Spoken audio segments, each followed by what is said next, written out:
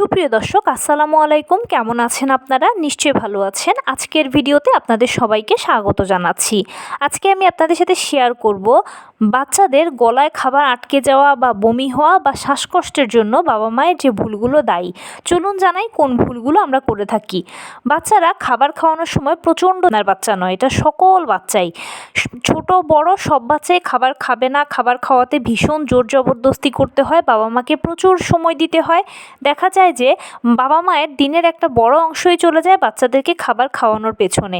আবার যেহেতু আমরা বাবা মা, সেহেতু খাবার না খাইয়েও রাখতে পারি না, এটা আমাদের মনে কখনোই মানে না।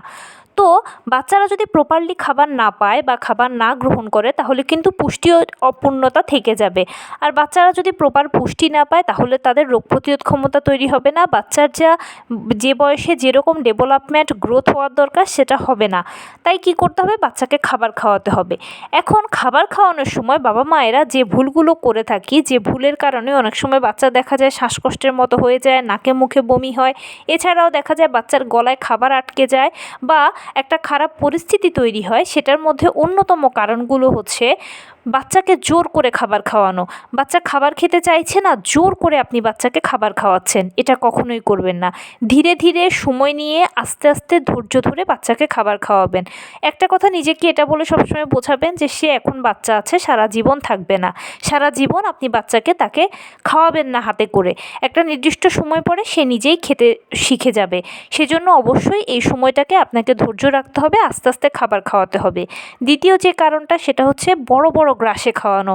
অধৈর্য হয়ে গিয়ে অনেক বাবা মা করে কি, ভীষণ বড় বড় গ্রাস দিতে থাকে আর বকতে থাকে যে খাও খাও খাও। তখন বাচ্চা বড় বড় গ্রাসটা চেবাতে পারে না, গেলার চেষ্টা করে আপনার বকার ভয়ে। তখন হয় কি, যে বমি হয়, গলায় খাবার আটকে যায়, শ্বাসকষ্টের মতো হয়, একটা সাফোকেটিভ সিচুয়েশন তৈরি হয়ে যায়। তাই এই কাজটাও করবেন না। বাচ্চাকে ছোট ছোট গ্রাসে খাবার দিবেন। সময় লাগবে, কিন্তু ছোট ছোট গ্রাসে খাবার দিলে প্রপারলি খাবারটা আপনি তাকে খাওয়াতে পারবেন। বকাঝকা করা বা কথা বলা বা হাসানো, খাবার খাওয়ানোর সময় বেশি হাসাহাসির মাঝখানেও খাবার দেবেন না, কথা বলার মাঝখানেও খাবার দেবেন না। আবার বকাঝকা করছেন, এর মধ্যে একের পর এক খাবার দিচ্ছেন, এটাও করবেন না। খাবারের পরিবেশটা হবে সুন্দর ও শান্ত। বাচ্চার সাথে গল্প করবেন। বাচ্চা যখন হাসবে তখন তাকে হাসার সুযোগটা দেবেন। হাসার পরে বা কান্না করছে, কান্না করার পরে যখন সে একটু স্থির হবে, তারপরে খাবারটা দেবেন। তাহলে সে আরামসে চিবিয়ে খাবারটা খেতে পারবে, আর খাবারটা তখন গলায় আটকাবে না, বমি হবে না বা শ্বাসকষ্টের মতো তৈরি হবে না সিচুয়েশান। এরপরে যেটা করবেন না, সেটা হচ্ছে শুইয়ে কখনো খাবার খাওয়াবেন না। খাবার সবসময় বসে খাওয়াবেন। বয়স অনুযায়ী বাচ্চাকে শক্ত খাবার দেবেন। অনেক মুরব্বিরাই বলে থাকে যে দিতে থাকো, সমস্যা নেই, বাচ্চা অভ্যস্ত হয়ে যাক। এটা কখনোই করবেন না। আপনার বাচ্চার যখন যে বয়স, সেই বয়স অনুযায়ী তাকে আপনি শক্ত নরম খাবার দেবেন। মনে রাখবেন, বাচ্চার সুস্থতা হচ্ছে সবার আগে। বাচ্চা মোটা তাজা হওয়াটা বড় বিষয় নয়, বাচ্চা যেন সুস্থ থাকে, ভালো থাকে, সেদিকে খেয়াল রাখবেন। কারণ বাচ্চা যদি অসুস্থ হয়, তাহলে আপনাকেই সব থেকে বেশি কষ্ট করতে হবে। তাই খাবারের মাধ্যমে বাচ্চা যেন অসুস্থ না হয়, সেটা খেয়াল রাখবেন।